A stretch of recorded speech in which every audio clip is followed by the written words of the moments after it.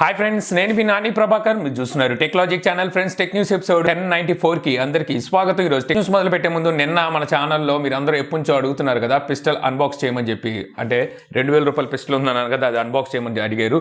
So దానికి సంబంధించిన వీడియోని అయితే మన ఛానల్ అయితే పోస్ట్ చేశాను. ఒకవేళ ఆ వీడియో నోటిఫికేషన్ రాకపోయినా ఆ వీడియో మీరు పైన కార్డ్స్లో అయితే వదిలేసాను, అక్కడి నుంచి ఆ వీడియో చూడగలరు.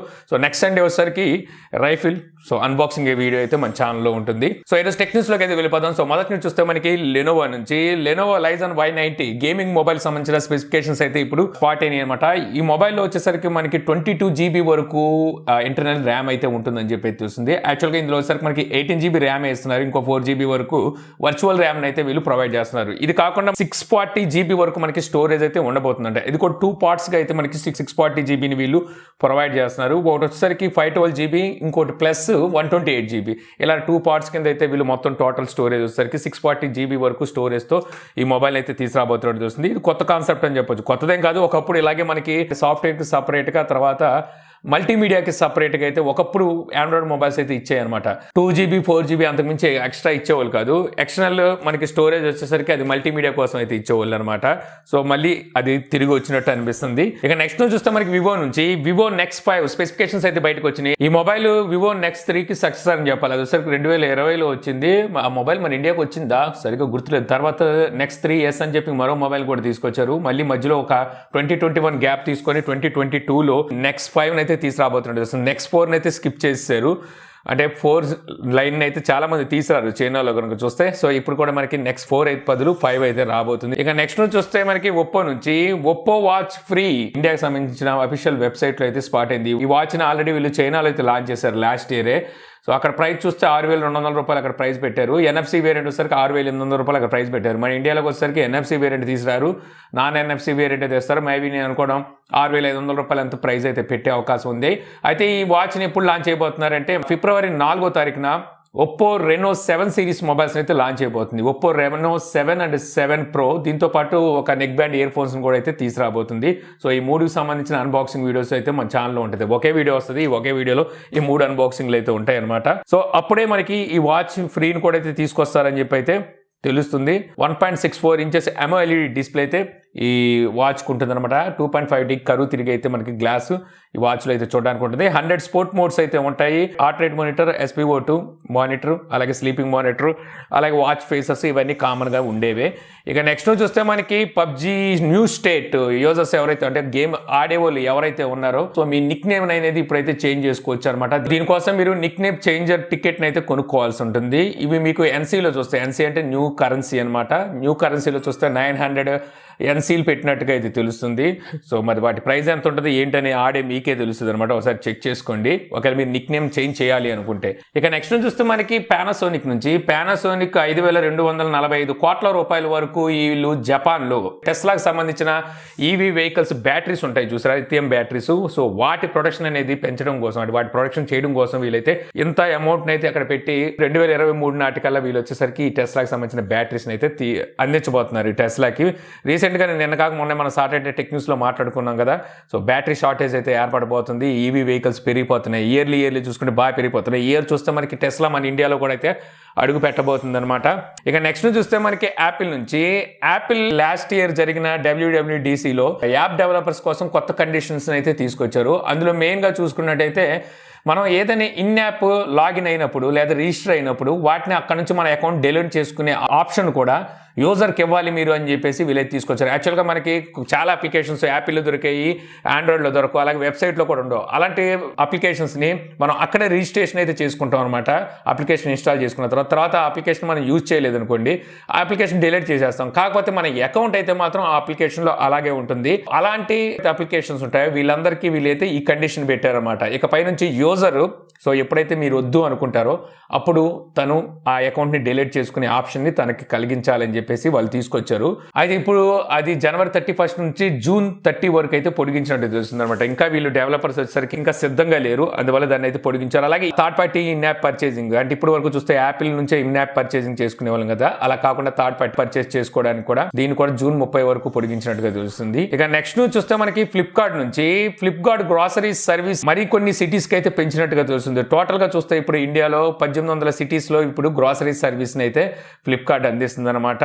సో చూడండి మీ సిటీ కూడా అందులో కలిసిందేమో. సో ఫ్లిప్కార్ట్లోకి వెళ్ళి చూడండి, ఇక్కడైతే మనకి చూపించట్లేదు. ఇక అలాగే ఫ్లిప్కార్ట్లో గ్రాండ్ గ్యాడ్జెట్స్ డే సేల్స్ని అయితే నిన్నటి నుండి స్టార్ట్ చేసింది. 26వ తారీఖు అంటే ఎల్లుండి వరకు మీకు ఈ సేల్స్ అయితే, అంతే కదా, అంతే ఎల్లుండి వరకు మీకు ఈ సేల్స్ అయితే జరుగుతాయి. ఇక్కడ ఒకసారి గ్యాడ్జెట్స్ మీద అయితే మీకు డిస్కౌంట్ అయితే లభిస్తుంది అనమాట. అలాగే కొన్ని బ్యాంక్స్ మీద కూడా మీకు క్యాష్ బ్యాక్ అలాగే డిస్కౌంట్స్ అయితే లభిస్తున్నాయి. సో ఇక్కడ కనుక చూస్తే మీకు స్మార్ట్ వాచెస్, ఇయర్ ఫోన్స్, అలాగే కెమెరాస్, మరికొన్ని గ్యాడ్జెట్స్ మీద అయితే మీకు ఫ్లిప్కార్ట్లో డిస్కౌంట్ ఉన్నాయి. మీరు ఎవరైనా గ్యాడ్జెట్స్ కొనాలి అని ఇంట్రెస్టింగ్గా ఉండి ఇప్పుడు దాకా కొనకపోతే ఒకసారి చెక్ చేసుకోండి. ఇక నెక్స్ట్ చూస్తే మనకి సోనీ నుంచి సోనీ నెక్ బ్యాండ్ ఏంటో చెప్తున్నాను, పొద్దు నుంచి 30-40 సార్లు తీసేస్తున్నట్టున్నాడు. ఇది సాడిస్ట్. కాకపోతే తీసేయాలనుకుంటే తీసేయాలి పూర్తిగా, కరెంటు తీసేసి 1 గంట 2 గంటలు 3 గంటలు తీసేసి తర్వాత ఇస్తే ఒక అర్థం ఉంటుంది. కానీ ఇస్తున్నాడు. ఇక నెక్స్ట్ చూస్తే మనకి సోనీ నుంచి సోనీ ఈ రోజు మన ఇండియాలో నెక్ బ్యాండ్ స్పీకర్స్ అయితే లాంచ్ చేసింది. నెక్ బ్యాండ్ ఇయర్ ఫోన్స్ విన్నారు కదా, అలాగే నెక్ బ్యాండ్ స్పీకర్స్ అనమాట. ఇదేం కొత్త కాదు, ఇంతకుముందు బోస్ అలా కొన్ని కంపెనీలు కూడా ఇది తీసుకొచ్చినాయి. సో ఇప్పుడు వచ్చేసరికి సోనీ కూడా అయితే తీసుకొచ్చింది. ఇక్కడ వచ్చేసరికి 2 స్పీకర్లు అయితే నెక్ బ్యాండ్ స్పీకర్లు మన ఇండియాలో లాంచ్ చేశారనమాట. దీని ప్రైస్ చూస్తే ఒకదాని ప్రైస్ 11,990 ప్రైస్ అయితే పెట్టారు. SRS NB10 దీని మోడల్ నెంబర్ వచ్చేసరికి. ఇంకోటి వచ్చేసరికి NS7. ఈ నెక్ బ్యాండ్ స్పీకర్ ప్రైస్ వచ్చేసరికి 22,990 పెట్టారు. ఇది కాకుండా ఒక వైర్లెస్ ట్రాన్స్మిటర్ కూడా అయితే తీసుకొచ్చారు. 5,690 ప్రైస్ అయితే పెట్టారు. ఇవన్నీ మీకు అమెజాన్ లోను, అలాగే సోనీ సెంటర్ లో, అలాగే సోనీ వెబ్సైట్ లో కూడా ఇది దొరుకుతాయి.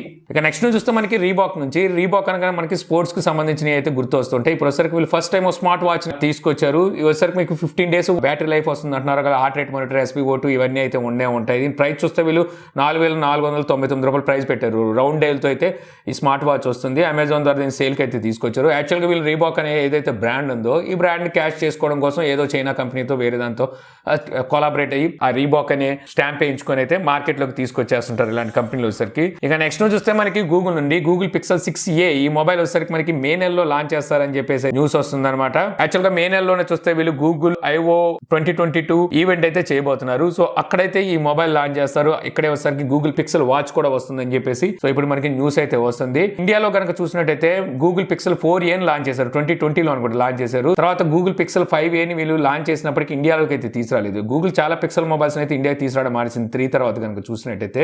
సో మరి ఈ 6a తీసుకొస్తుందా చూడాలి. ఇందులో కూడా మనకి టెన్సార్ చిప్ సెట్ అయితే ఉంటుందంట. అలా అయితే తీసుకురావడమే మంచిది. ఇక నెక్స్ట్ చూస్తే మనకి సామ్సంగ్ నుంచి Samsung Galaxy S22 series mobiles మనకి ఫిబ్రవరి 9వ తారీఖున లాంచ్ చేయబోతున్నట్టుగా అయితే కన్ఫర్మ్ అయింది. వీళ్ళు అన్ప్యాకెడ్ ఈవెంట్ కి అయితే చేయబోతున్నారు కదా, అక్కడే వీటిని అయితే లాంచ్ చేయబోతున్నారు. మనకి ఫిబ్రవరి 8 అని చెప్పి మొదట్లో న్యూస్ వచ్చింది, తర్వాత 9 అన్నారు.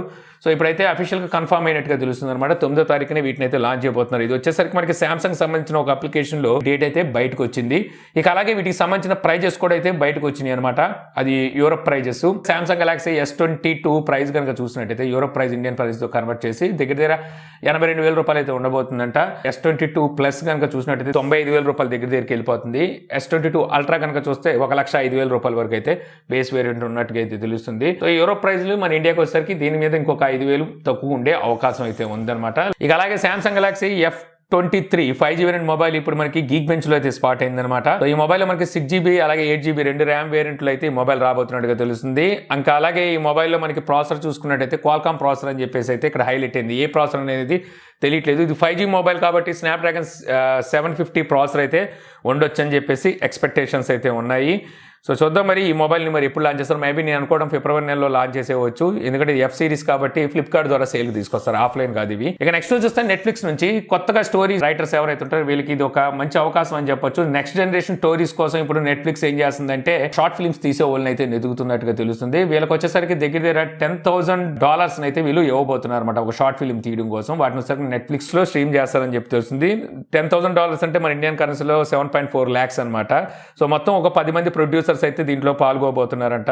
అంటే ఫిల్మ్ మేకర్స్ వీళ్ళు వచ్చేసరికి సెలెక్ట్ చేస్తారనమాట. ఎవరు మంచి స్టోరీ టెల్లర్స్ అలాగే ఎవరు బాగా తీస్తారు అనేది సెలెక్ట్ చేసి వాళ్ళకి వచ్చేసరికి ఈ అమౌంట్ ఇస్తారు. ఈ అమౌంట్తో మీరు వచ్చేసరికి ఒక మంచి షార్ట్ ఫిల్మ్ తీసి నెట్ఫ్లిక్స్కి అయితే అందించాల్సి ఉంటుంది. వీళ్ళు ఈ విధంగా 5 సంవత్సరాల వరకు ఈ ప్రాజెక్ట్ని అయితే వీళ్ళు పెట్టుకున్నారు. మొత్తం 745 కోట్ల రూపాయల వరకు వీళ్ళు ఈ విధంగా పెట్టుబడి పెట్టి సో కొన్ని షార్ట్ ఫిల్మ్స్ని అయితే బయటికి తీసుకురాబోతున్నారు. సో మీరు ఎవరైనా ఇంట్రెస్ట్గా ఉంటే మిగిలిన డీటెయిల్స్ తెలుసుకొని సో మీరు ఫాలో అయిపోవచ్చును. ఇక నెక్స్ట్ చూస్తే మనకి రెడ్మీ నుంచి రెడ్మీ నోట్ 11S ఈ మొబైల్ డేట్ అయితే ఇప్పుడు బయటకు వచ్చింది. ఫిబ్రవరి 9వ తారీఖు ఈ మొబైల్ మన ఇండియాలో లాంచ్ అయిపోతున్నట్టుగా ఇప్పుడు రెడ్మీ ఇండియా అయితే టీస్ చేస్తుంది అనమాట. సో ఇక్కడ వచ్చరికి వీళ్ళు 3 అయితే హైలైట్ చేస్తున్నారు ఈ పోస్టర్ లో చూస్తే. ఒకటి కెమెరా, ఇంకోటి ప్రాసెసర్, మరొకటి వచ్చరికి ఛార్జింగ్ అయి ఉండొచ్చు. సో ఇక్కడ వచ్చరికి కెమెరా 108 మెగాపిక్సెల్ ఉండొచ్చు అని చెప్పి అయితే మనకి న్యూస్ అయితే వస్తుంది. ప్రాసెసర్ వచ్చరికి మరి ఏ ప్రాసెసర్ వాడుతున్నారో తెలియదు. మీడియాటెక్ హెలియో G96 ప్రాసెసర్ కానీ లేకపోతే క్వాల్కామ్ ప్రాసెసర్ లో మరి ఏ ప్రాసెసర్ తీసుకొస్తారో చూడాలి. ఇక నెక్స్ట్ చూస్తే మనకి యాపిల్ నుంచి Apple iPhone 13 series mobiles users ఎవరైతే ఉన్నారో అందులో కొంతమందికి పింక్ స్క్రీన్ ఇష్యూ వస్తున్నట్టుగా కొంతమంది రిపోర్ట్ అయితే చేస్తున్నారు. దీనికైతే యాపిల్ కూడా స్పందించినట్టుగా తెలుస్తుంది. ఇది వచ్చేసరికి ఒక సాఫ్ట్వేర్ ఇష్యూ, దీని అయితే ఫిక్స్ చేస్తామని చెప్పి వాళ్ళు కూడా సో చెప్పినట్టుగా అయితే తెలుస్తుంది. యాక్చువల్గా ఈ ప్రాబ్లం అనేది ఇప్పుడు కొత్తగా వచ్చింది ఏం కాదు. అక్టోబర్లోనే ఫస్ట్ టైం ఒకరికైతే ఈ ప్రాబ్లం స్పాట్ అయిందంట. జస్ట్ ఒక కొన్ని సెకండ్స్ ఇలా పింక్ డిస్ప్లే వచ్చేసి మళ్ళీ పోయిందంట.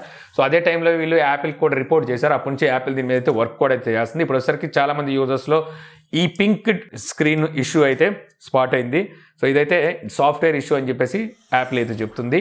సో ఇంతే ఫ్రెండ్స్, నాకు ఈ రోజు ఇంట్రెస్టింగ్ అనిపించిన టెక్ న్యూస్ వీడియో మీకు నచ్చింది అనుకుంటున్నాను. వీడియో కానీ మీకు నచ్చితే లైక్ చేయగలరు. యూట్యూబ్లో మా ఛానల్ ఇంకా సబ్స్క్రైబ్ చేసుకోకపోతే సబ్స్క్రైబ్ చేసుకోవడం మర్చిపోమాకండి. So thank you for watching.